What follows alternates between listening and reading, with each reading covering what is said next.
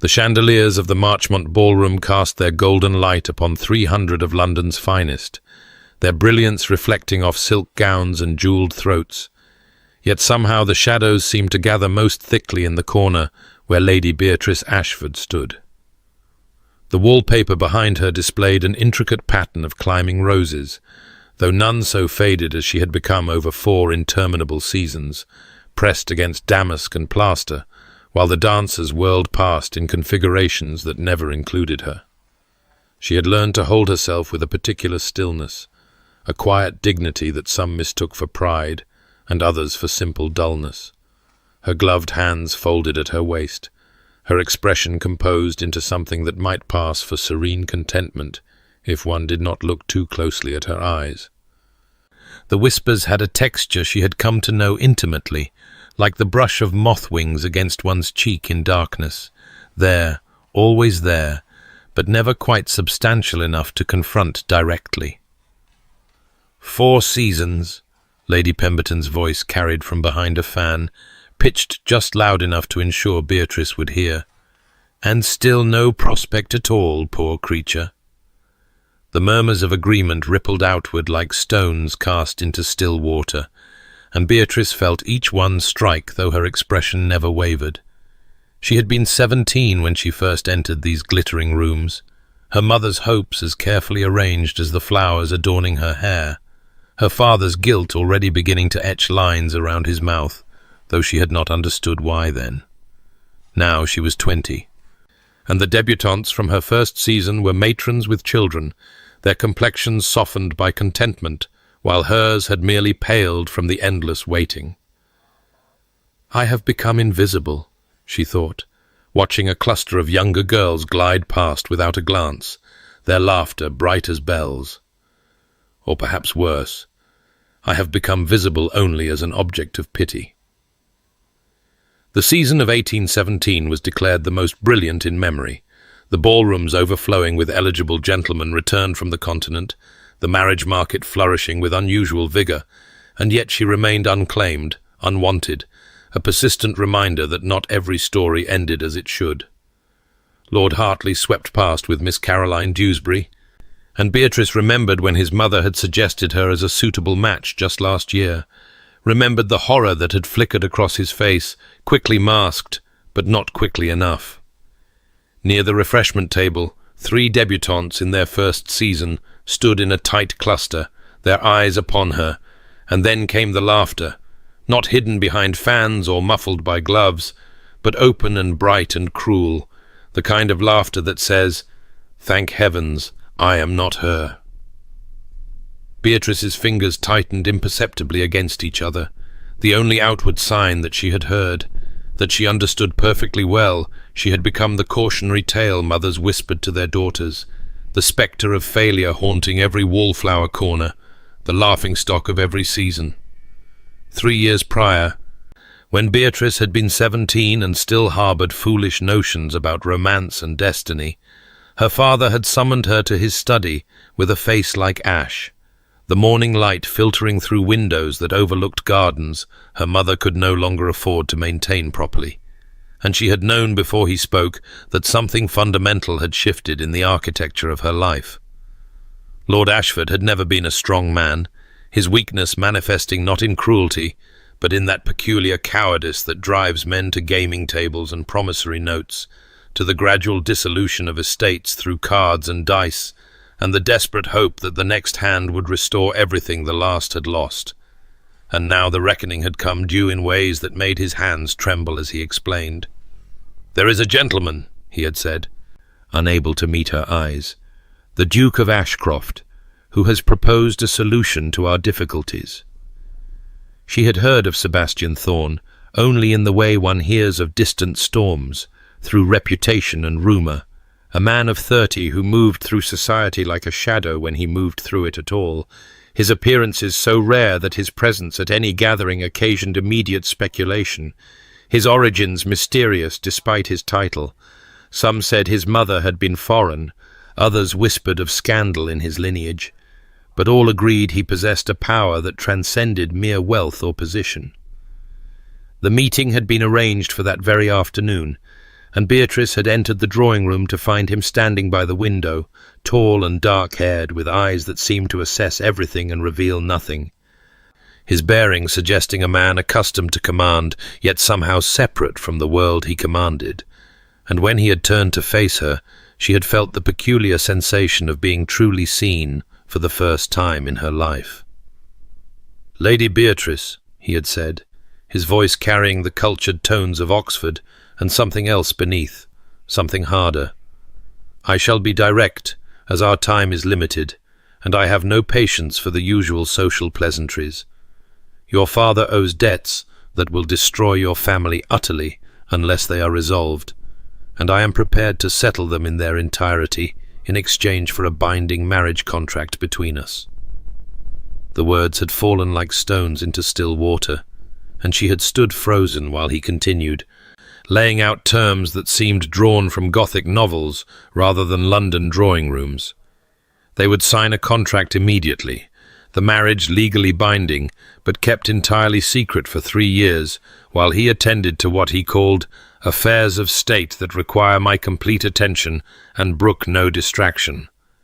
And at the end of that period, he would claim her publicly as his duchess if she had honoured the secrecy absolutely. "I understand this is unconventional," he had said, and something in his expression had softened almost imperceptibly. "But I give you my word as a gentleman that in 3 years, when my affairs are settled, I shall claim you publicly, and you will want for nothing." She had looked at her father's desperate face, at her mother's worn gloves visible through the doorway, at the faded curtains that spoke of genteel poverty approaching, and she had said simply, "I accept," sealing her fate with 2 words, and watching Sebastian Thorne produce a marriage contract already prepared, already signed by witnesses she did not know, requiring only her signature to transform her from disappointed debutante to secret duchess, bound by law and honour to a man who promised everything and revealed nothing, who spoke of 3 years as though time itself would bend to his will, whose eyes held secrets she could not begin to fathom, as she took the pen and wrote her name in ink that dried black as a raven's wing.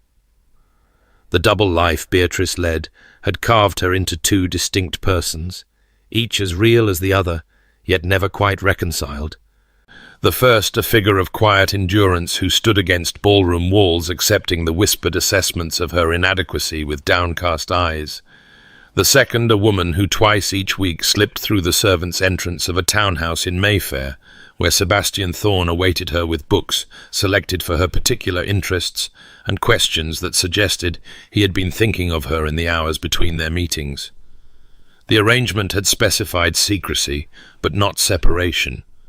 and so these clandestine evenings had become the punctuation marks in her otherwise monotonous existence, moments when she could shed the weight of public failure and exist simply as herself, though what herself meant had grown increasingly complicated as the months accumulated into years. On a Tuesday in late May, she arrived at his residence as dusk settled over London, the streets still warm with the day's heat, and was shown not to the formal drawing-room, but to a smaller dining-room, where candles cast soft light over a table set for 2, the informality of it striking her as almost domestic, almost like a real marriage rather than a contractual obligation. Sebastian rose when she entered, his movements carrying that particular grace she had learned to associate with him, a fluidity that suggested physical training beyond what most gentlemen possessed, and when he pulled out her chair she caught the scent of sandalwood and something sharper, ink perhaps, as though he had come directly from correspondence to dine with her. "I thought we might discuss the Minerva translation you mentioned last week," he said as the first course was served, his dark eyes meeting hers with what seemed like genuine interest, and she found herself relaxing incrementally, the tension she carried through every ballroom easing in this private space where no one observed or judged or found her wanting. They spoke of Marcus Aurelius and the Stoics, of translation philosophy, and whether meaning could truly survive the journey from one language to another. And Beatrice heard herself offering opinions she would never voice in society, arguments that would mark her as unfeminine and unsuitably intellectual. Yet Sebastian listened with an attention that felt like recognition, occasionally disagreeing with points that made her defend her position more vigorously, his rare smile appearing when she made a particularly clever connection. "He sees me," she thought, watching candlelight play across his features as he poured more wine. "Truly sees me in ways no one else does, and yet he maintains such careful distance, as though I am a puzzle to be studied rather than a wife to be cherished." When their hands accidentally brushed, reaching for the same book he had brought to illustrate a point, he withdrew immediately, that shuttered expression descending over his face like a curtain, and she felt the familiar ache of wanting something more than their contract allowed, the dangerous stirring of genuine feeling for a man who had promised her nothing beyond eventual public acknowledgement. The evening ended as it always did, with Sebastian escorting her to the servants' entrance where her maid waited, his farewell formal and correct, and Beatrice returned to her family's house carrying the knowledge that tomorrow she would again be the wallflower, the object of pity, while this version of herself, the one who debated philosophy with a duke in candlelight, would retreat into shadow until their next appointed meeting, this strange division of self becoming ever more difficult to bear. Lady Pemberton's garden party arrived with the June roses in full bloom, their cloying sweetness hanging heavy in the air as Beatrice stood beside the refreshment table, trying to make herself invisible, a skill she had perfected over 4 seasons of social failure, watching her mother's increasingly desperate attempts at cheerful conversation with women who had long since written off the Ashford family as unimportant, their declining fortunes evident in everything from her mother's outdated gown to the absence of invitations to the most prestigious events. The garden itself mocked her with its abundance, climbing roses and manicured hedges speaking of wealth her own family no longer possessed, and she had positioned herself near the fountain, where the sound of falling water might cover the whispers she knew followed her like shadows, though today even that small mercy failed her. "Utterly hopeless," Lady Worthington's voice carried across the roses with that particular clarity that suggested she either did not care or actively wished to be overheard. 4 seasons and not a single serious prospect, though one can hardly blame the gentleman when the girl has neither fortune nor beauty to recommend her. Beatrice's hand tightened on her teacup until the delicate porcelain threatened to crack, her face maintaining its careful composure, while something inside her withered, and she watched Lady Pemberton nod in solemn agreement, adding that it was a shame, really, what Lord Ashford's weakness had done to his daughter's prospects, as though Beatrice were not standing mere yards away, as though she were already a ghost haunting the edges of society. The afternoon descended into fresh humiliation when Lord Hartley, a pleasant if unremarkable gentleman of modest fortune, approached under what Beatrice recognized immediately as his mother's forceful direction, the older woman's hand on his elbow propelling him forward with visible determination, and Beatrice steeled herself for whatever awkward conversation was to follow. "Lady Beatrice," he began, his discomfort evident in the way he could not quite meet her eyes, "my mother suggested I might ask if you would care to view the conservatory." But before Beatrice could formulate a response, his mother materialized at his side with a laugh that sounded like breaking glass, declaring loudly that she had been mistaken, that Lord Hartley was expected at another engagement entirely, her message clear to everyone within earshot. Even charitable pity had its limits, and association with Beatrice Ashford had become too damaging to contemplate. Beatrice watched them retreat with her chin held high, though her vision blurred treacherously, and across the garden she caught sight of her father turning away from the scene, guilt etched in every line of his posture, unable to face what his weakness had cost his daughter, while her mother's worried face appeared and disappeared among the crowd like a pale moon behind clouds. The final blow came as afternoon faded toward evening, and the assembled company gathered to hear the Viscount Blackwood announce his daughter Margaret's engagement to the Earl of Somerset's heir, the collective approval and celebration throwing into sharp relief everything Beatrice lacked, and she stood applauding with the rest, while her younger sister Caroline touched her arm with sympathy that somehow hurt worse than mockery, whispering that Beatrice's time would come, though both knew the words for the kindness they were, empty of conviction. That night, Beatrice sat alone in her chamber after her family had retired, the sounds of London filtering through her window, and allowed herself to wonder for the first time if Sebastian Thorne had been real at all, or merely some elaborate fantasy her desperate mind had constructed, whether those candle-lit dinners and philosophical conversations existed anywhere but in her imagination, because surely no man of such power and position would bind himself to society's most pitied failure. Surely the contract itself was delusion born of her father's shame and her own need to believe salvation possible. The 3-year mark approached with autumn, mere months away now, and Beatrice found herself simultaneously dreading and longing for its arrival, knowing that when Sebastian failed to claim her publicly as promised, the last fragile hope sustaining her through these years of humiliation would die, and she would finally have to accept herself as society saw her,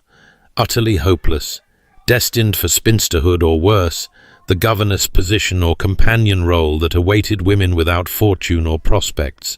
her education and intelligence meaningless in a world that valued only beauty and connections she did not possess. Sebastian Thorne stood in the shadows of Lady Pemberton's garden party watching Beatrice Ashford endure her latest humiliation with that same quiet dignity that had begun to haunt his thoughts in ways the contract had never anticipated. Her spine straight as Lord Hartley's mother pulled her son away, as though Beatrice carried some contagion. And Sebastian felt his jaw tighten with an anger he had no right to feel, given that he himself was the architect of her isolation, having bound her to secrecy while he navigated the treacherous political waters that had threatened to swallow his family's legacy whole. The matter had begun 5 years prior, when his uncle's involvement in a failed plot against the Crown had cast suspicion upon the entire Ashcroft line, and Sebastian had spent those years methodically dismantling the network of conspirators, gathering evidence to prove his family's loyalty, while simultaneously rooting out those who would use his name for treason, dangerous work that required absolute discretion and left no room for the vulnerability a publicly acknowledged wife would represent. His enemies were not men who observed gentlemanly codes of honor. They were shadows who struck at families, at loved ones, at anyone who might provide leverage. And so when Lord Ashford's gambling debts had presented an opportunity to secure a future wife while maintaining complete secrecy, Sebastian had seen it as perfect timing, a way to fulfill his duty to provide an heir while keeping any potential duchess safely anonymous until the threats were neutralized. What he had not anticipated was Beatrice herself, the way her mind worked through problems with a precision that rivaled his own, her unexpected humor emerging in their private conversations, the particular tilt of her head when she considered a new idea. And somewhere between their first awkward dinner and their most recent discussion of Herodotus, he had stopped seeing her as a contractual obligation and begun seeing her as the woman he found himself thinking of when he should have been focused on matters of state and survival. From his position in the shadows, he watched her collect herself after Hartley's rejection, saw the moment her composure threatened to crack before she forced it back into place, and he wanted to cross that garden and announce to every sneering aristocrat exactly who she was to him. But the latest intelligence from his network made such revelation impossible. Not yet. Not when Lord Pemberton himself was proving to have connections to the very conspiracy Sebastian was dismantling, not when exposure might mean Beatrice becoming a target rather than a duchess. The investigation had reached its critical junction that very week, his agents closing in on the final proof needed to bring the conspiracy to light and clear the Ashcroft name completely. But the men involved were growing desperate, and desperate men were unpredictable, dangerous, capable of striking at anything Sebastian valued if they discovered what he valued most. He had 3 months remaining on the contract, 3 months until the promised public claiming, and Sebastian found himself torn between the protective instinct that had kept her safe through obscurity and the growing certainty that watching her suffer society's disdain while he did nothing was a different kind of cruelty, perhaps worse than any threat his enemies might pose. "Can I truly bring her into my world?" he wondered,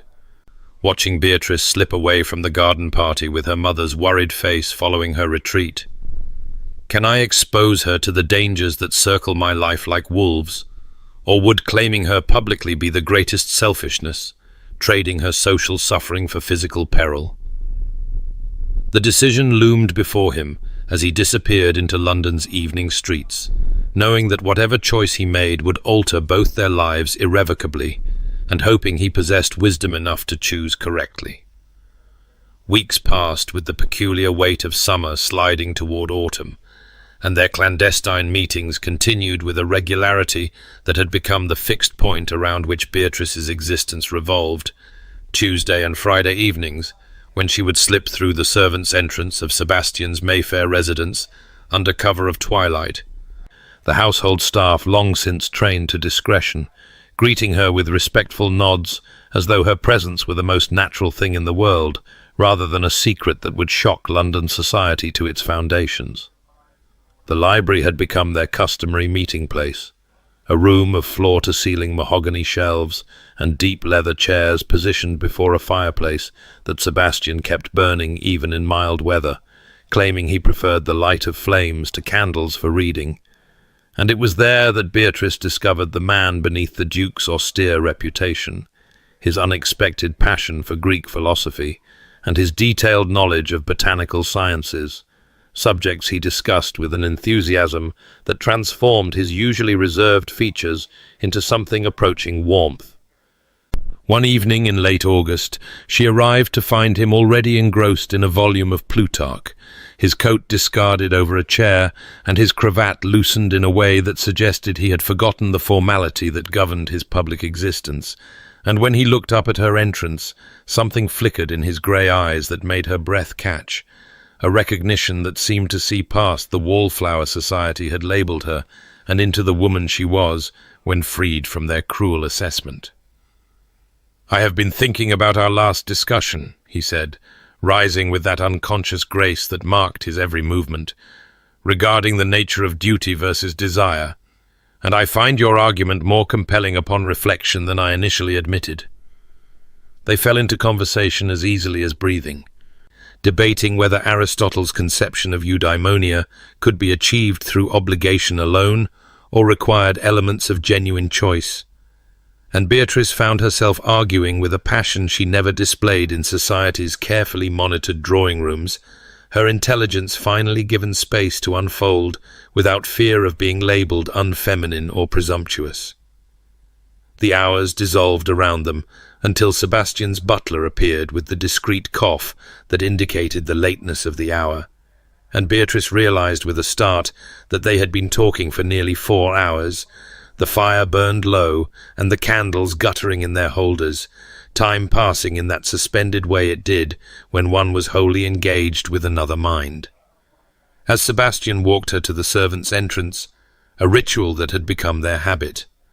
his hand brushed against hers in the narrow corridor, and neither pulled away immediately, the contact lasting perhaps 3 seconds longer than propriety allowed, and Beatrice felt heat climb her neck at the intimacy of it, this small touch somehow more significant than any words they had exchanged. "Beatrice," he said softly, her Christian name still sounding strange in his formal mouth, "I want you to know that these evenings have become—" But whatever he intended to say was cut short by his own restraint, the contract's boundaries rising between them like a wall, and he stepped back with visible effort, his jaw tightening. She wanted to close the distance, to demand he finish the thought, to ask if he felt this growing connection that seemed to be weaving itself between them with every shared idea and lingering glance. But her own caution held her frozen, unwilling to risk the fragile hope beginning to take root in her chest. The moment passed, and she slipped out into the London night, carrying the ghost of his unfinished sentence, While beyond the walls of their secret meetings, her sister Caroline received her third marriage proposal that week, and their mother fretted openly about what was to become of Beatrice, whose fourth season was drawing to its mortifying close with no prospects whatsoever, society's mockery growing bolder as her situation grew more desperate, though none of them knew that in the quiet sanctuary of Sebastian's library, something was shifting between contractual obligation and genuine regard, slowly, cautiously, like spring flowers pushing through the last stubborn snow of winter. The September air carried the first whisper of autumn's approach, when Beatrice sat in her family's morning room, enduring what would prove to be the most excruciating conversation of her entire four-season ordeal. Lady Worthington's well-meaning but devastating suggestion hanging in the air like smoke that refused to dissipate. Her words precise and careful as she explained that her cousin's family in Yorkshire required a governess for their 3 daughters, and perhaps dear Beatrice might consider the position given her unfortunate circumstances. The implication clear that spinsterhood was no longer a distant possibility, but an approaching certainty that required practical planning. 1 month remained until the 3-year deadline Sebastian had promised. 1 month until he was supposed to claim her publicly, but sitting in that sun-filled room watching her mother's face crumple with resignation, Beatrice felt the foundation of her hope beginning to crack, because her mother was nodding, actually nodding, tears streaming down her face as she agreed that perhaps it would be for the best, that Beatrice had always been good with children, and a respectable position was preferable to becoming a burden on Caroline's future household. Her father remained conspicuously absent from the discussion, his guilt over the gambling debts that had necessitated the secret contract, keeping him confined to his study, where he could avoid witnessing the consequences of his failures. And Beatrice sat very still with her hands folded in her lap, thinking how fitting it would be if she ended her days teaching other women's daughters, while her own marriage remained a secret that would die with her, a contract fulfilled in letter, but never in spirit. Meanwhile, across London in his study at the Ashcroft residence, Sebastian received intelligence from his most trusted agent that made his blood run cold, not merely information about the conspiracy he had been dismantling, but evidence that his enemies had begun investigating his private life, asking questions about his movements on Tuesday and Friday evenings, making inquiries among servants, and the agent's final words carried a warning that could not be ignored, that any weakness Sebastian possessed would be discovered and exploited without mercy. The timing was catastrophic, because his network had also brought him news of the governess position, of Beatrice's mother weeping her agreement, of Lady Worthington's kindly meant assassination of whatever remained of Beatrice's social standing, and Sebastian found himself pacing his study like a caged wolf, trying to determine which danger was greater, the threat to Beatrice's life, if he claimed her now while his enemies circled, or the destruction of her spirit, if he allowed her to slip away into the anonymity of paid employment. His investigation was nearly complete. 3 more weeks, and he would have sufficient evidence to bring before the Crown, to clear his family's name and eliminate the threats that had necessitated secrecy. But 3 weeks might as well be 3 years if Beatrice accepted that position and disappeared into Yorkshire,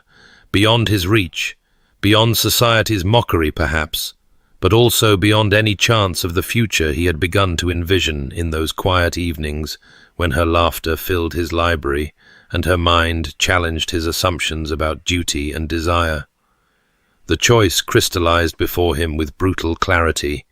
keep her safe through continued anonymity and lose her entirely to a life of genteel servitude, or risk everything by claiming her now, 1 month early, while his enemies still had power to strike, and the danger remained tangible and real. And Sebastian stood at his window watching London's streets fill with evening shadows, wondering if he possessed the courage to choose her happiness over her safety, or if he would prove himself a coward who hid behind noble justifications, while the woman he had come to need more than he had ever intended slipped through his fingers into a future that did not include him at all. The Marchfield ball arrived on a Thursday evening, thick with the scent of forced hothouse roses and the brittle gaiety of London's elite, celebrating what seemed an endless succession of betrothals. And Beatrice stood in her customary position near the potted palms, watching the ballroom transform into a theatre of announcements as couple after couple stepped forward to receive society's congratulations, including Eleanor Hartwick, who had debuted the same season as Beatrice and was now expecting her second child, and Margaret Thornbury, who had been considered plain until her substantial dowry attracted a viscount, and even shy little Anne Weatherby, who had married a country squire and seemed genuinely content despite his lack of title. Each announcement felt like a small death, a reminder that 4 years had passed since Beatrice's own debut, and she stood exactly where she had begun, except older now and more thoroughly dismissed. The young debutantes of this season not even bothering to mock her anymore, but simply looking through her as though she were part of the wallpaper pattern, not threatening enough to warrant cruelty, and not interesting enough to warrant acknowledgement. Lady Pemberton approached with that particular expression of saccharine concern that aristocratic women perfected for delivering social assassinations, her fan fluttering as she said in a voice pitched to carry to the nearby listeners, "Dear Beatrice, I have been meaning to speak with you about your future. Surely you must know that spinsterhood is nothing to be ashamed of in this modern age. Why, my own cousin never married, and she runs a very respectable household in Bath, quite content with her independence, I assure you." And something in Beatrice's chest cracked, hearing her worst fears spoken aloud as established fact. Spinsterhood no longer a possibility to be avoided, but an inevitability to be embraced with whatever dignity she could muster. She felt her composure beginning to fracture. That careful mask she had maintained through 4 seasons of humiliation, slipping as Lady Pemberton continued with her kindly meant destruction, suggesting that Beatrice might consider the governor's position Lady Worthington had mentioned, that there was no shame in honest employment, that some women were simply not destined for marriage, and it was better to accept this truth than to continue suffering the disappointment of hope. And Beatrice heard herself making some polite response, though she could not afterward remember what she had said, her body moving on instinct as she excused herself and walked with measured steps toward the terrace doors, maintaining her dignity until she reached the garden, where the September night received her with cool mercy, and she finally allowed herself to break. Standing among the sculpted hedges with London's lights glittering in the distance, Beatrice pressed her hands against her face and let herself ask the question she had been suppressing for months. What if Sebastian had never been real? What if those evenings in his library had been elaborate theatre performed for reasons she could not fathom? What if the contract itself was some cruel joke, and she had built her entire existence around a fantasy that would dissolve like morning mist, leaving her with nothing but 4 wasted years and a reputation for being too foolish even to recognize her own insignificance? But even as despair threatened to consume her entirely, something deeper rose up in resistance, a core of strength forged in those very years of mockery. And Beatrice straightened her spine and wiped her eyes, thinking that she would survive this, just as she had survived everything else, that with or without Sebastian's promised claim, she possessed value that society's shallow assessment could not diminish, that she would accept the governor's position if necessary, and build a life of purpose, even if it was not the life she had imagined. And she turned back toward the ballroom, carrying this hard-won resolution like armor against whatever further cruelties the evening might hold. Sebastian had been standing in the shadows of the Marchfield terrace when Beatrice fled Lady Pemberton's poisoned kindness, his presence at the ball unremarked because he had perfected the art of observing without being observed, and he watched through the glass doors as she stood among the sculpted hedges with her hands pressed to her face in a gesture of such profound despair that something fundamental shifted inside his chest. Not the dutiful concern of a man honoring a contract, but the visceral anguish of witnessing someone precious in pain. And in that crystallizing moment, Sebastian understood with perfect clarity that what he felt for Beatrice Ashford had long since transcended obligation into territory far more dangerous and infinitely more necessary. The realization should not have surprised him, because looking back, he could identify the precise moment his careful detachment had begun to crumble. 3 months passed when she had stayed late after one of their Tuesday meetings and encountered his elderly butler Hendricks struggling with the silver service, his arthritic hands making the simple task nearly impossible. And instead of pretending not to notice as any proper lady might have done, Beatrice had moved to help him with such natural grace that the old man's dignity remained intact, speaking to him about her own grandmother's difficulties with similar tasks and asking his advice on remedies as though seeking wisdom rather than offering charity. And Sebastian had watched from the doorway thinking that he had never seen kindness executed with such intelligence, such profound respect for another person's humanity regardless of their station. That memory rose now with devastating force as he watched her straighten her spine in the garden and turn back toward the ballroom, carrying whatever fragile resolution she had forged in her moment of breaking. And Sebastian felt the careful architecture of his planning collapse, because what did his investigation matter? What did his enemy's threats signify? What value did his own safety possess if it meant allowing this woman to slip away into a life of genteel servitude because he had been too cautious to claim her when it mattered most? The choice that had tormented him for weeks suddenly became simple. Her happiness mattered more than his security. Her future mattered more than his strategic positioning.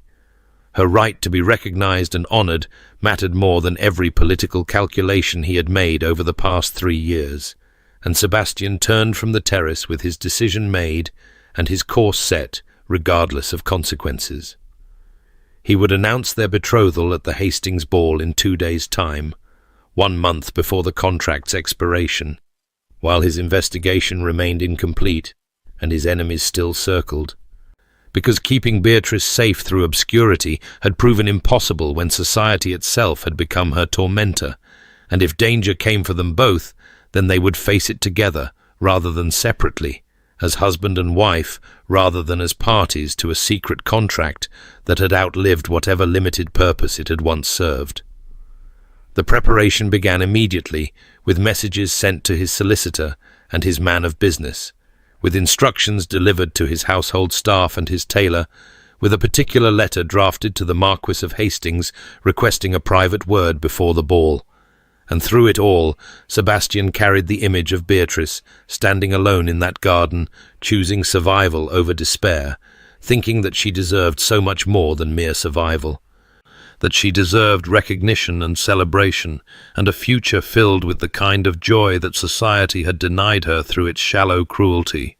And he would give her that future, even if it cost him everything he had spent 3 years protecting,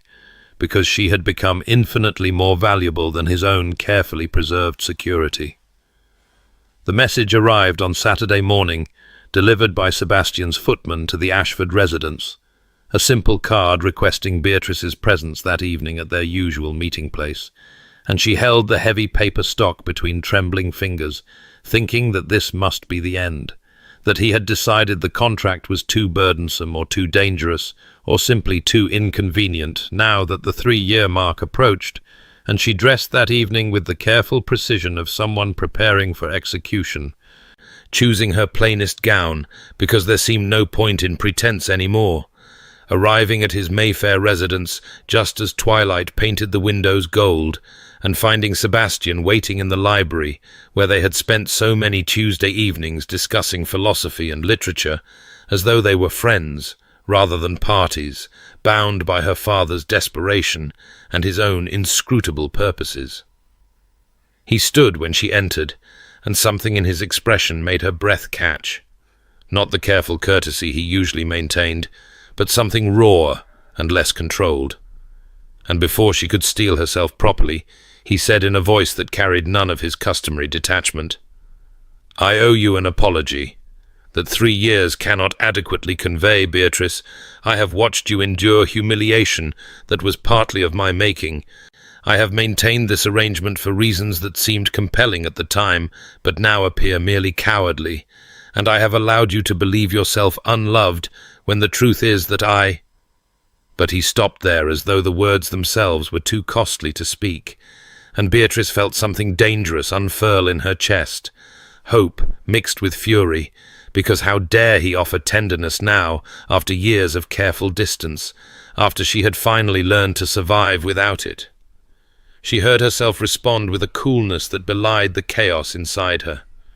"Your Grace is kind to concern himself with my feelings after so long ignoring them. But I assure you that I have made my peace with our arrangement, and whatever conclusion you have decided upon, I shall accept with equanimity." And the formality was a shield against the part of her that wanted desperately to believe his unfinished confession, that wanted to cross the space between them and demand he complete that sentence and make real whatever fragile possibility it implied. Sebastian accepted her guardedness without protest, simply nodding as though he had expected nothing less, and said quietly, "I understand your distrust. I have given you every reason to doubt both my honor and my intentions, but I ask that you hear what I have come to tell you, even if you cannot yet believe it." And then he explained with careful precision that tomorrow at the Hastings ball he intended to announce their betrothal publicly, to produce the contract and claim her before all of London society, to transform her from wallflower to duchess in a single evening regardless of consequences to himself or his unfinished business. And Beatrice felt the room tilt slightly, because this was what she had waited for through 4 seasons of mockery. But now that it arrived, she found herself terrified, thinking that public recognition meant public scrutiny, that society's interest could be as cruel as its dismissal, that perhaps obscurity had been a kind of protection she had not properly valued. She asked the question that mattered most, her voice barely steady. "Why now? Why tomorrow when the contract allows another month? What has changed?" And Sebastian's answer came with devastating honesty. "I watched you break at the Marchfield ball. I saw what my protection through secrecy has cost you, and I realized that I would rather face whatever dangers I have been avoiding than spend another day allowing you to suffer alone." And in his eyes, Beatrice saw something she had never quite seen before, a vulnerability that matched her own, and she understood that whatever happened tomorrow would irrevocably alter both their lives, that there would be no returning to the careful distance they had maintained, and the terror of that transformation warred with a hope so fierce it threatened to undo her completely. The Hastings ballroom blazed with such extravagant illumination that evening that the 1,000 candles in their crystal chandeliers seemed to multiply through the gilt-edged mirrors lining the walls until the entire space existed in a state of almost supernatural brightness. And Beatrice felt the familiar tightening in her chest as their carriage drew up to the entrance, because this was the grandest ball of the season, the event where reputations were made and unmade, where marriage arrangements were whispered into being, and social positions were either confirmed or destroyed, and she knew that whatever Sebastian intended would happen here before London's most critical assembly. She entered with her mother and father, her sister Caroline radiant beside her betrothed Lord Winters, and Beatrice assumed her customary position near the potted palms at the ballroom's eastern edge, the location she had occupied at so many similar events, that the wallpaper pattern had become as familiar as the papers in her own bedroom. But tonight felt different, because somewhere in this glittering crowd, Sebastian was present. Actually present at a social function for the first time in anyone's recent memory, and she could feel the electricity of speculation crackling through the assembled guests, like lightning before a storm. She spotted him almost immediately, because he commanded attention simply by existing, tall and dark-haired in his perfectly tailored evening clothes, standing near the orchestra with the Marquis of Hastings, and every matron in the room had oriented toward him like flowers toward unexpected sunlight, their unmarried daughters positioned with calculated casualness in his potential line of sight. And Beatrice felt doubt creep through her with cold fingers, because looking at him here in his natural element of power and consequence, she could not quite believe that this man would choose to bind himself publicly to society's most notorious failure. She watched as Lady Pemberton made her approach with her daughter Lucinda, watched as several other ambitious mothers manoeuvred their girls into his vicinity, and the old familiar shame rose in Beatrice's throat. Because what had she been thinking? What delusion had possessed her to imagine that Sebastian's words last night meant anything against the reality of what London society offered him? Beautiful, accomplished girls with impeccable lineages and unquestionable prospects, when she stood here against the wallpaper where she had always stood, where she would perhaps always stand, remarkable only for her complete unremarkability. His eyes found hers across the crowded ballroom, and something in his expression made her breath stop, an intensity of focus that seemed to acknowledge her alone among the hundreds of people pressing for his attention. But perhaps she was imagining it. Perhaps she was seeing what she desperately wanted to see, rather than what truly existed. And she pressed herself deeper into the shadows, thinking that when this evening ended and his promised announcement failed to materialize, she would need to find the strength to continue, to survive not just society's mockery, but the far more devastating pain of her own extinguished hope.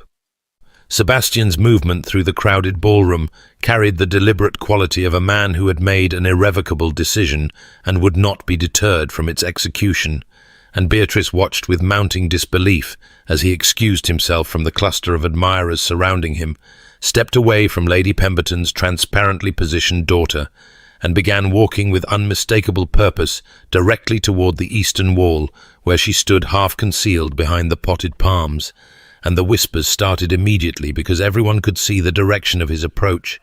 and everyone knew that nothing of significance existed in that corner, except the wallflower, who had occupied it for 4 interminable seasons. The crowd parted for him automatically, as crowds always parted for men of his rank and consequence, and Beatrice felt her heart hammering against her ribs with such violence that she thought surely everyone must hear it, thought that perhaps she should flee before he reached her, and whatever humiliation this moment contained could unfold. But her feet seemed rooted to the floor, and her eyes locked on his approaching figure, with the helpless fascination of someone watching their entire world transform before them. And she registered with some distant part of her mind that the orchestra had faltered slightly, that conversation throughout the ballroom had dropped to urgent whispers, that every eye had turned to witness the Duke of Ashcroft walking with clear intention toward society's most notable failure. He stopped directly before her, and the whispers swelled into something louder. Speculation crackling through the assembly like wildfire, and Beatrice saw Lady Pemberton's face drain of colour in her peripheral vision, saw her own mother's expression shift from confusion to dawning hope, saw Caroline grip Lord Winter's arm with white-knuckled intensity, and then Sebastian was bowing before her with the formal precision required by society's strictest protocols, his dark eyes never leaving hers, and she watched as though from a great distance as he extended his gloved hand toward her in unmistakable invitation. His voice when he spoke carried clearly enough that the nearest observers could hear every word, and he said with a formality that somehow conveyed intimacy, "My lady,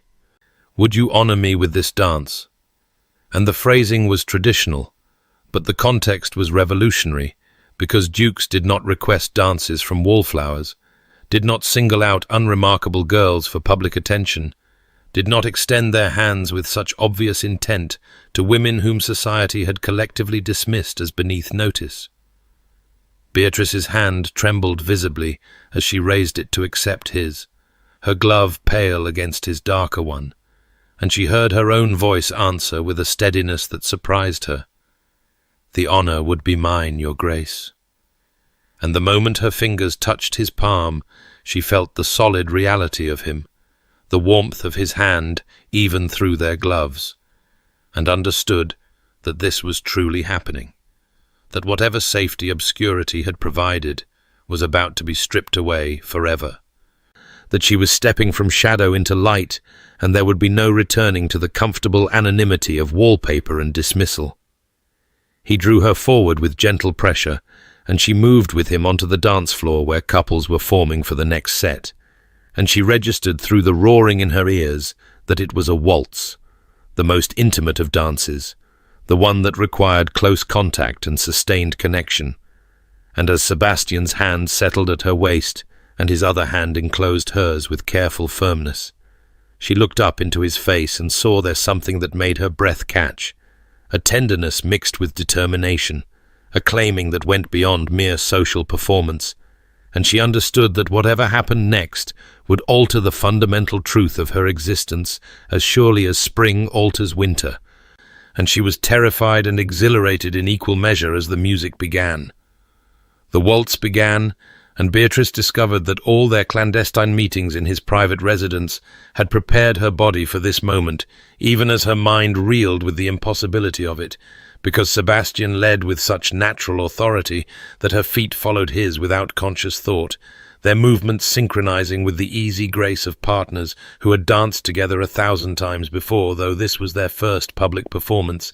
and she felt the solid warmth of his hand at her waist through the silk of her gown, felt the pressure of his fingers intertwined with hers, felt the shocking intimacy of being held by him before hundreds of watching eyes after years of carefully maintained distance whenever they might be observed.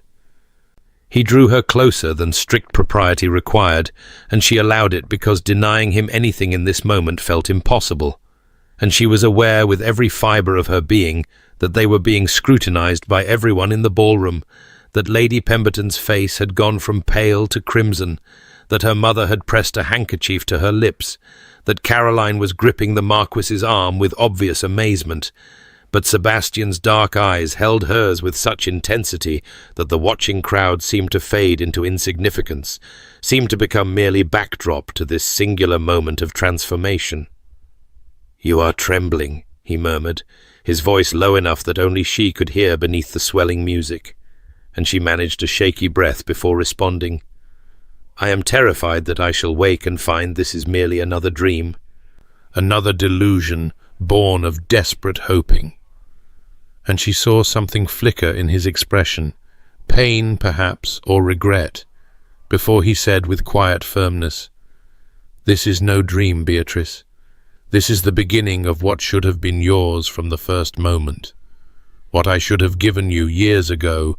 rather than asking you to wait in shadows while I resolved matters that now seem far less important than the cost you have paid." She felt tears threatening, and blinked them back, because she would not weep here before all these people who had dismissed her, would not give them the satisfaction of seeing her overcome, and she said with more steadiness than she felt, "They are all watching us, Sebastian. They are all wondering why you would choose someone like me when you might have anyone." And his hand tightened fractionally at her waist as he answered, "Let them wonder. Let them scramble to revise their foolish assessments. Let them see what I have known these 3 years, that you possess more genuine worth than any woman in this assembly, that your grace under their cruelty revealed depths of character they cannot begin to comprehend." The music swirled around them, and Beatrice allowed herself to believe him, allowed herself to feel the truth of what was happening, rather than the fear of what might still go wrong. And she noticed how he looked at her, with an expression she had never seen him wear in public, a tenderness usually reserved for their private moments, and she understood that he was claiming her not just through words and presence, but through every visible gesture, making it clear to anyone with eyes that this was not duty or obligation, but something far more profound. The waltz reached its crescendo, and Sebastian guided her through a final turn, and as the music ended, he did not immediately release her as protocol demanded, but rather kept his hand at her waist a moment longer, his other hand holding hers with gentle possession, and he looked at her with such open affection that she heard gasps from the nearest observers, because this was not how dukes regarded contractual obligations. This was how men looked at women they genuinely treasured, and when he finally stepped back and bowed, she curtsied automatically, while her heart hammered with the knowledge that whatever came next, this moment had been witnessed by everyone who mattered in London society, and there could be no taking it back. Sebastian escorted her from the dance floor with his hand resting possessively at the small of her back, a gesture that did not escape the notice of anyone present. And before Beatrice could fully process what was happening, he guided her toward where Lord and Lady Hastings stood near the orchestra dais, and she watched with mounting astonishment as he leaned close to their host and murmured something that caused Lord Hastings' eyebrows to rise nearly to his hairline, before the older man nodded slowly and moved to signal the orchestra master. And within moments, the music ceased mid-phrase, and an expectant hush fell over the assembly as Lord Hastings raised his hand for attention, his voice carrying across the suddenly silent ballroom as he announced, "His Grace, the Duke of Ashcroft, has requested a moment of the company's attention for a matter of some importance." And Beatrice felt her knees weaken as Sebastian stepped forward onto the dais while keeping her hand firmly clasped in his, bringing her with him into full view of every person in that glittering assembly. The silence was absolute and suffocating as Sebastian surveyed the crowd with the commanding presence that had made him one of the most powerful men in England, and Beatrice could feel hundreds of eyes upon her, could see her mother's face pale with confusion and hope, could see Lady Pemberton's expression of dawning horror, could see Caroline clutching Lord Winter's arm with white-knuckled intensity, and then Sebastian's voice rang out clear and authoritative across the ballroom as he said, "I stand before you this evening to correct a misapprehension that has persisted far too long, and to claim publicly what has been mine by right and contract these 3 years past." And the collective intake of breath from the assembled guests was audible even over the hammering of Beatrice's heart. Sebastian drew from his coat a folded document sealed with his ducal crest, and held it aloft so that all could see before continuing. "Lady Beatrice Ashford has been my intended bride since the spring of 1814, bound to me by formal betrothal contract, signed and witnessed in the presence of her father and my solicitors. A contract I produce now for any who wish to verify its authenticity and date." And he handed the document to Lord Hastings, who examined it with widening eyes before nodding confirmation to the assembly,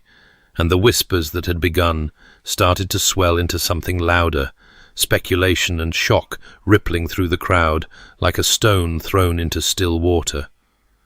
Sebastian's hand tightened around Beatrice's as he continued, his voice cutting through the rising murmur with absolute authority.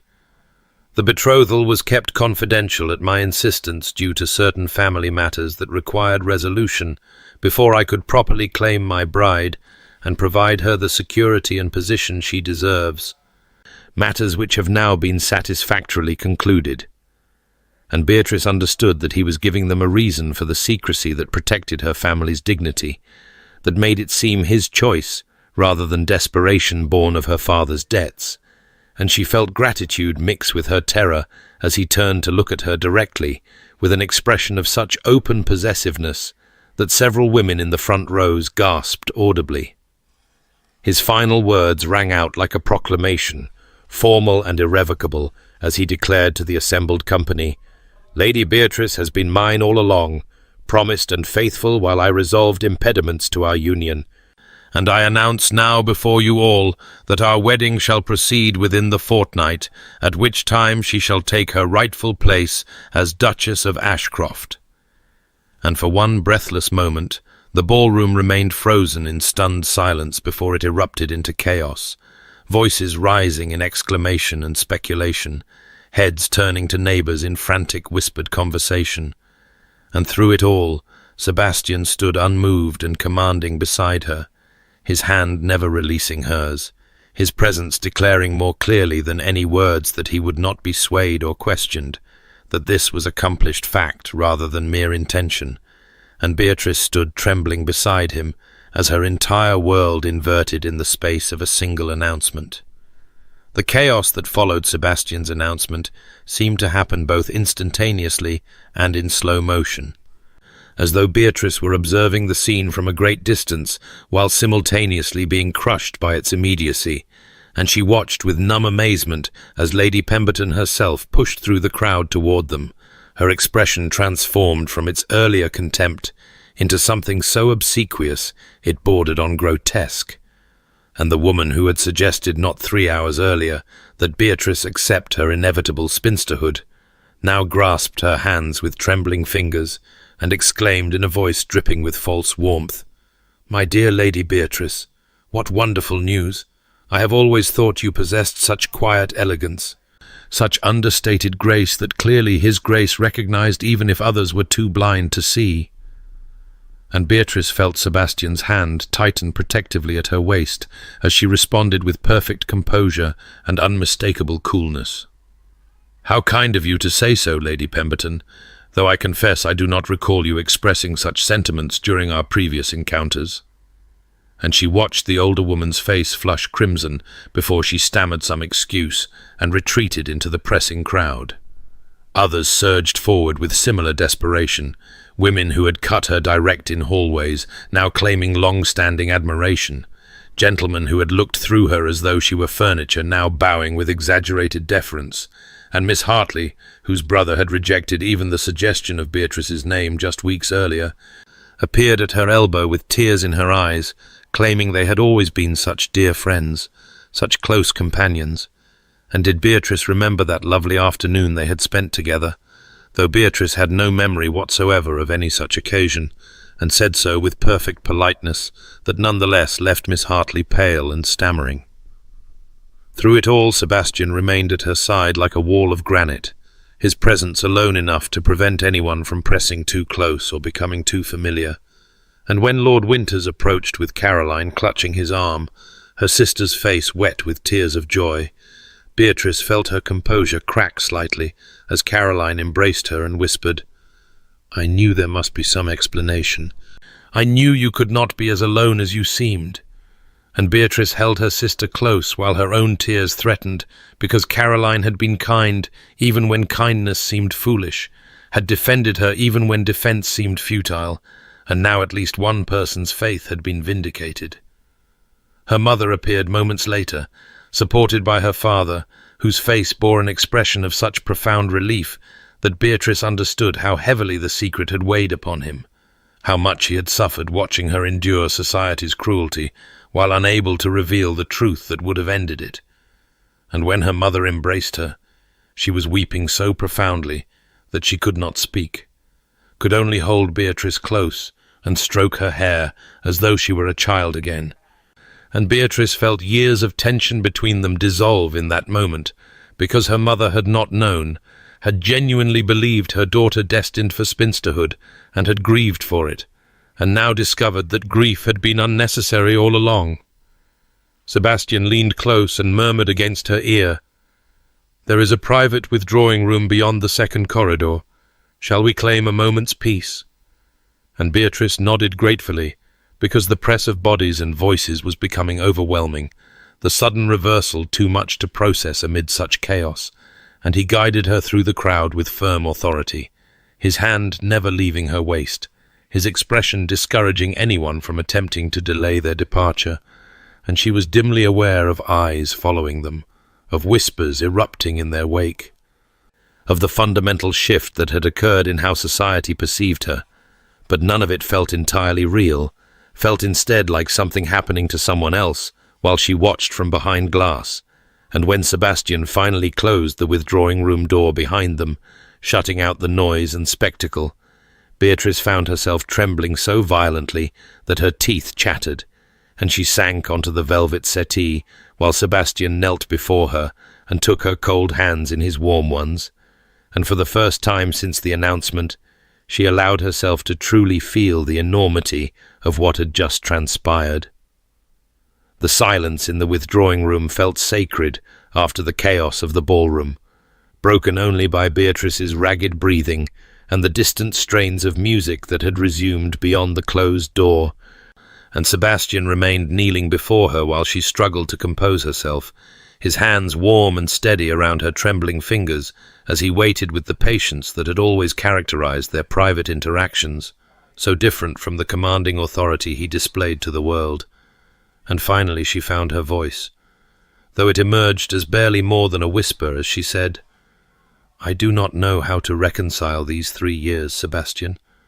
I do not know how to simply accept that what was hidden is now revealed and that all shall be well." And she watched his expression shift from concern to something deeper, something that looked almost like pain as he absorbed her words. He did not offer immediate reassurance or empty promises, but instead rose from his kneeling position and sat beside her on the settee, maintaining hold of one of her hands while giving her space to breathe. And when he spoke, his voice carried a weight of honesty she had rarely heard from him, as he said, "I do not expect you to simply accept it, Beatrice. I do not expect years of hurt to dissolve because I have finally done what I should have done far sooner."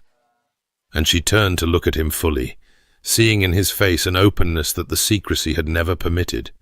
a vulnerability that moved something in her chest, even as her wounds remained tender. He continued, choosing his words with obvious care. "The secrecy was necessary, though that does not make it just.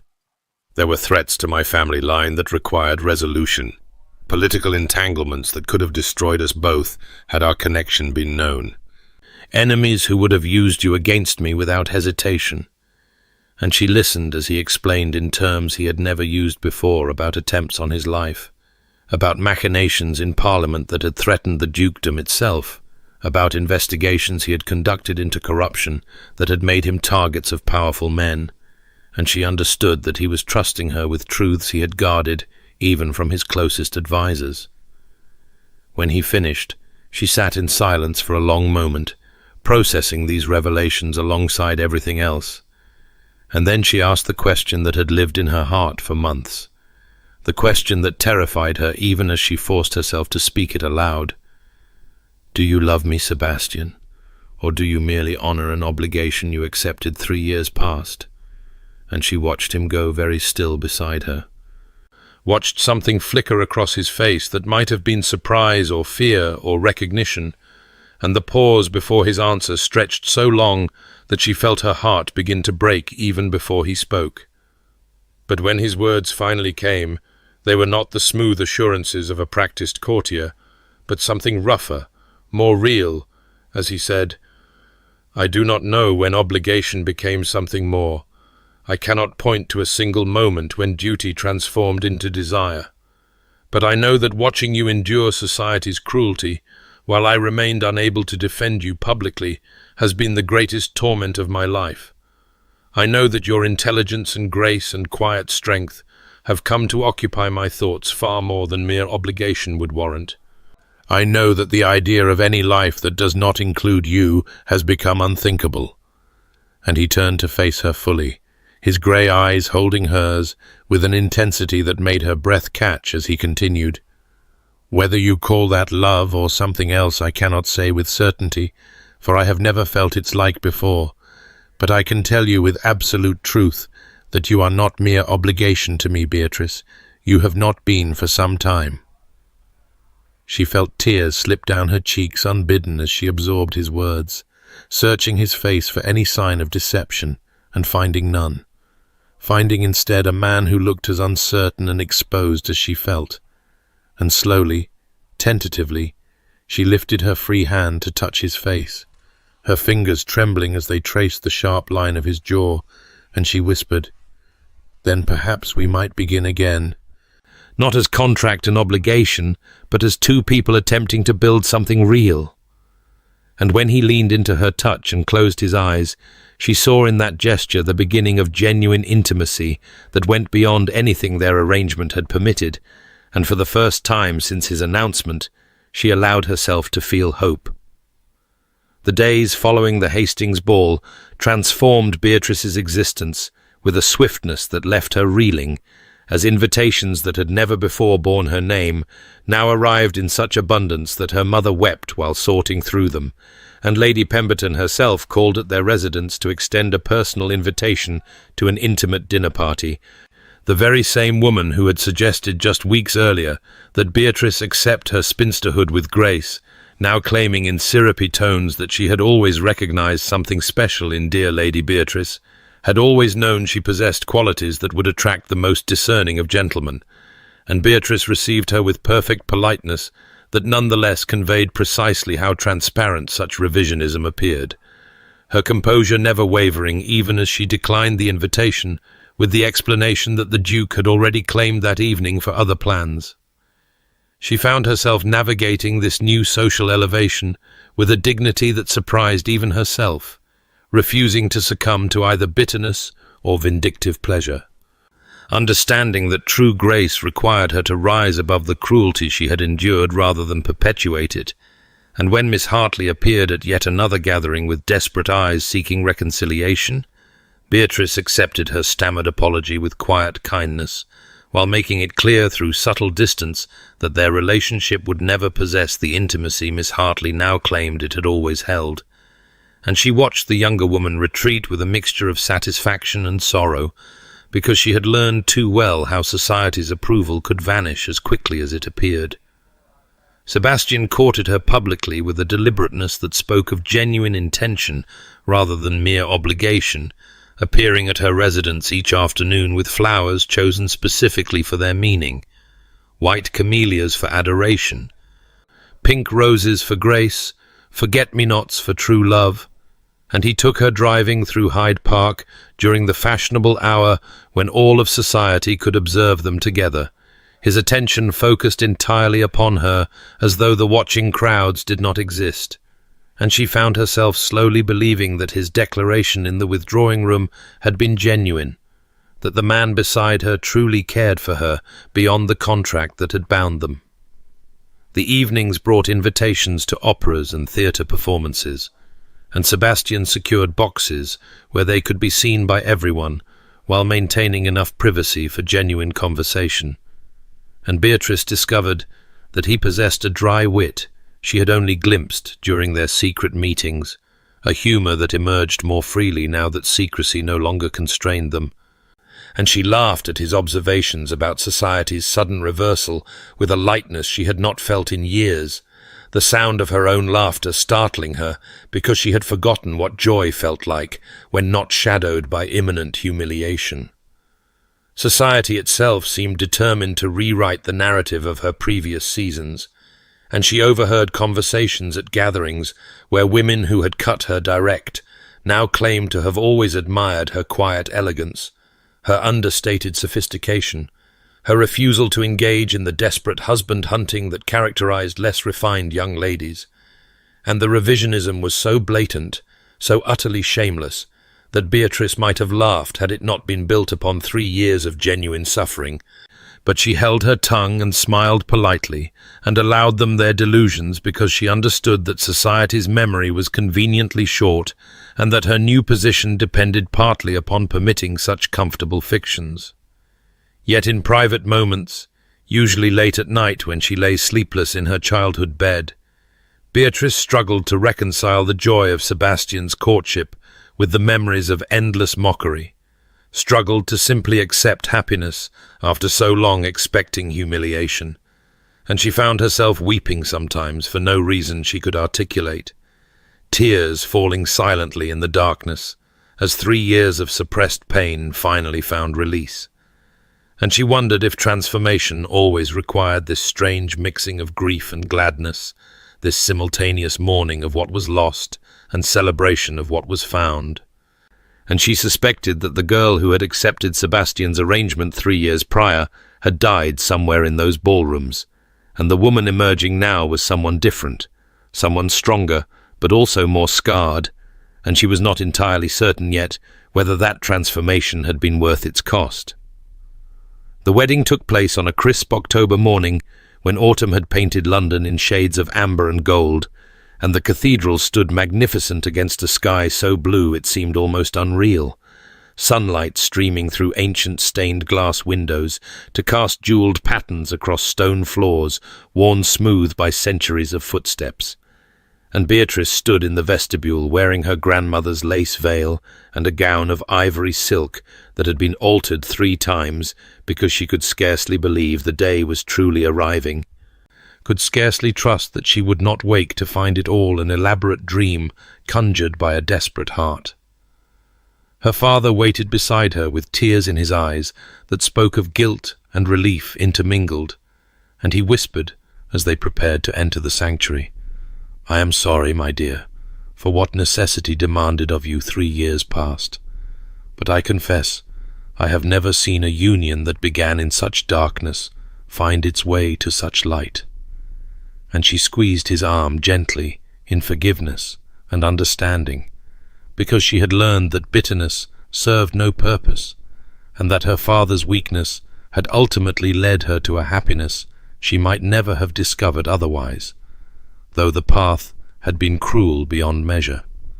The organ's opening notes swelled through the cathedral with a power that seemed to vibrate in her very bones, and she processed down the aisle on her father's arm, past pews filled with all of London society, past Lady Pemberton, whose smile looked strained, past Miss Hartley, who dabbed at her eyes with obvious envy, past Lord Pembroke and his mother, who had once deemed her utterly unsuitable for their family,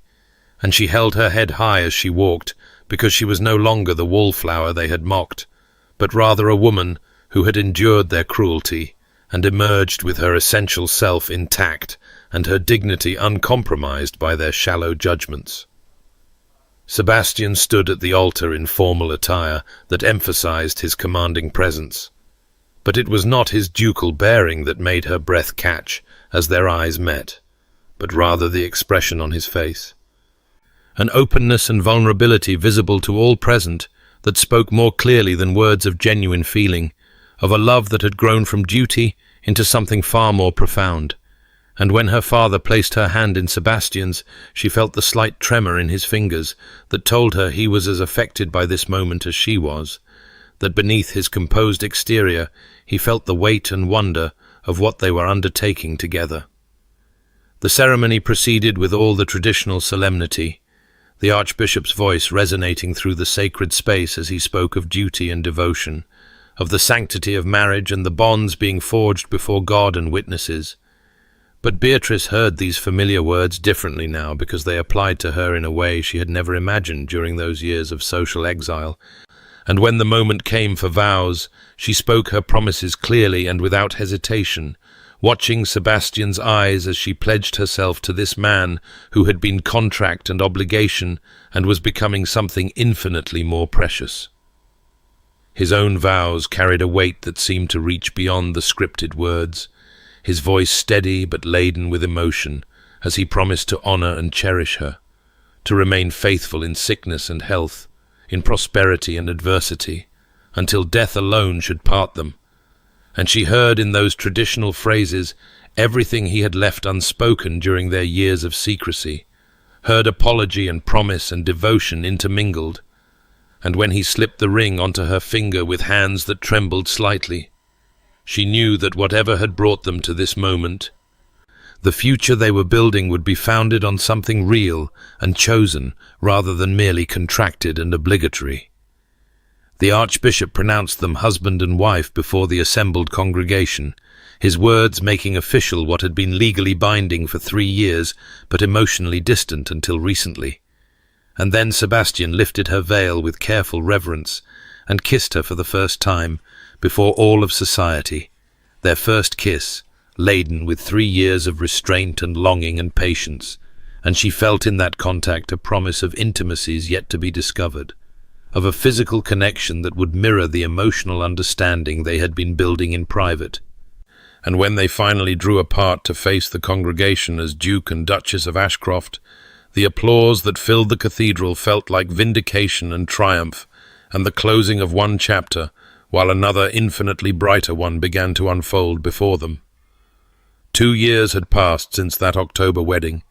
2 years that had transformed Beatrice's existence in ways both profound and subtle, and she sat now in the morning room of their London residence as spring sunlight streamed through windows overlooking gardens she had designed herself, gardens filled with the white camellias Sebastian had brought her during their courtship, and roses in every shade from palest blush to deepest crimson. And she looked up from the letter she was composing to her mother to find her husband entering with that particular expression that still made her heart quicken even after all this time,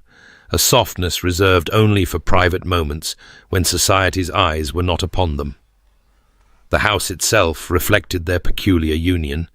Its library expanded to accommodate both their collections until books lined nearly every wall, comfortable chairs positioned near fireplaces for the long evenings they spent reading aloud to one another, and she had filled the rooms with warmth that the Duke's residence had lacked before her arrival, bringing light and life to spaces that had been merely grand but never truly welcoming. And Sebastian had confessed just last week that he had not understood what a home could be until she had created one within these walls that had previously served only as a place to conduct business and maintain appearances. He crossed to her now with the easy familiarity of genuine partnership, dropping a kiss on her forehead before settling in the chair beside hers, and she marveled still at how natural such gestures had become, how the contract that had bound them in cold obligation had transformed into something warmer and infinitely more precious. And when he reached for her hand, she gave it freely, their fingers intertwining with the unconscious ease of long practice. "You are well this morning?" he asked, his eyes dropping to where her other hand rested on the slight swell of her abdomen. Barely visible yet beneath the flowing lines of her morning dress, but unmistakable to anyone who knew to look, and she smiled with a contentment that would have seemed impossible during those years of social exile, those endless seasons when she had believed herself destined for spinsterhood and quiet despair. "Quite well," she assured him, watching the concern in his expression ease into something approaching joy,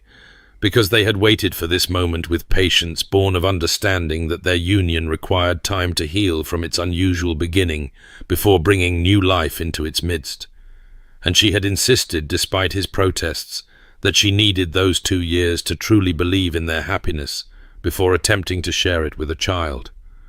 The sound of arrival in the entrance hall interrupted their peaceful moment, and Beatrice recognized her sister's voice speaking with the butler, and she rose with Sebastian's assistance to greet Charlotte, who swept into the morning room with the particular energy that characterized her personality, her own marriage to Lord Whitmore having produced 3 children in as many years, and a relationship that appeared perfectly conventional and perfectly shallow in equal measure. Charlotte embraced her with genuine affection before stepping back to study her with knowing eyes, and Beatrice watched recognition dawn on her sister's face as she observed the subtle changes that pregnancy had begun to work upon Beatrice's figure, and Charlotte's delighted squeal brought Sebastian back into the room from where he had discreetly withdrawn to give the sisters privacy for their greeting. The morning passed in pleasant conversation over tea and cakes, and Beatrice found herself comparing her sister's marriage to her own with something approaching pity rather than envy, because Charlotte spoke of balls and parties and social conquests with breathless enthusiasm, while rarely mentioning her husband except in terms of what he provided or permitted. And when Sebastian returned to join them, his hand found Beatrice's shoulder in a gesture of casual affection that spoke of intimacy and partnership. And she saw her sister notice the touch, and the way Beatrice leaned slightly into it, unconscious comfort that characterized their interactions now. And Charlotte's expression held something wistful, despite her apparent satisfaction with her own circumstances. After her sister departed, Beatrice remained in the morning room watching spring rain begin to fall against the windows, and Sebastian found her there an hour later, lost in contemplation of how strangely her life had unfolded, from wallflower to duchess, from mockery to love. And when he asked what occupied her thoughts, she told him truthfully that she was remembering those years of humiliation and finding herself almost grateful for them, because suffering had taught her to value what she now possessed, had taught her that happiness earned through patience and endurance held deeper sweetness than pleasure that came too easily. And he knelt beside her chair and took both her hands in his, and told her that her grace under cruelty had been what first made him truly see her, had been what transformed obligation into something far more profound. And she believed him, because 2 years of partnership had taught her to recognize truth in his voice, and she had learned finally to trust in happiness rather than waiting always for its inevitable withdrawal. The summer ball at Lady Worthington's residence 3 years after that transformative announcement found Beatrice standing in a position of honour rather than obscurity, her hand resting on Sebastian's arm as they greeted guests with the easy grace that characterized their partnership now, and she wore sapphires that matched her gown and caught the candlelight with every movement. But it was not her jewels that drew admiring glances, but rather the unmistakable radiance that came from genuine happiness. from a life built on understanding and patience rather than mere social advancement. And when she caught sight of a young woman hovering near the wallpaper in a position achingly familiar from years past, wearing a gown slightly out of fashion and an expression of quiet resignation, Beatrice felt her heart contract with recognition and memory of what such nights had once cost her in dignity and hope. She excused herself from Sebastian's side with a touch to his hand that communicated volumes in the silent language they had developed over years of partnership, and he responded with the slightest nod and a look of such understanding that it still amazed her how completely he could read her thoughts, and she crossed the ballroom with deliberate purpose toward the young woman who seemed to be trying to disappear into the damask wallpaper. And when Beatrice approached with a warm smile, the girl's eyes widened with something between terror and desperate hope that society's most elevated duchess would deign to notice her existence at all. "The music is quite lovely this evening, is it not?" Beatrice offered gently, positioning herself beside the girl in a manner that suggested companionship rather than condescension, and she watched the young woman struggle to form a response, clearly bewildered by this unexpected attention, and Beatrice continued softly, "I confess, I remember standing in precisely this spot during my 4th season, believing myself invisible to everyone, save those who took particular pleasure in remarking upon my continued unmarried state. And I wondered then if I would ever know anything beyond the particular cruelty of being society's perpetual disappointment." The girl's eyes filled with tears that she blinked back quickly, and she whispered, "Your Grace, I had heard you were once. That is to say, I did not realize." And Beatrice smiled with genuine warmth, because the young woman's confusion was understandable, given how thoroughly society had revised its assessment of the Duchess of Ashcroft, erasing from collective memory the years when Lady Beatrice Ashford had been their favourite object of pity and mockery, and she said quietly, "What they remember, and what was true, are often vastly different things, my dear, and I learned during those difficult years that worth exists independent of recognition, that patience sometimes yields rewards far beyond what desperation ever could, and that the judgment of those who see only surfaces tells us nothing of our essential value." She felt rather than saw Sebastian's approach, his presence a warmth at her back, and when she glanced up at him, the expression on his face held such tenderness that even after 3 years of marriage it still made her breath catch, and he bowed slightly to the young wallflower before extending his hand to Beatrice and saying, "My dear, I believe they are beginning the next set, and I find I cannot bear to watch others dance when I might have the pleasure of partnering you myself." And she placed her hand in his with the absolute trust that had replaced the trembling uncertainty of years past. And as they moved toward the dance floor, she looked back once to see the young woman watching them with an expression of dawning hope, as though witnessing their evident devotion had suggested possibilities she had not previously dared to imagine. Dear listener, perhaps you have known seasons of waiting when your worth went unrecognized,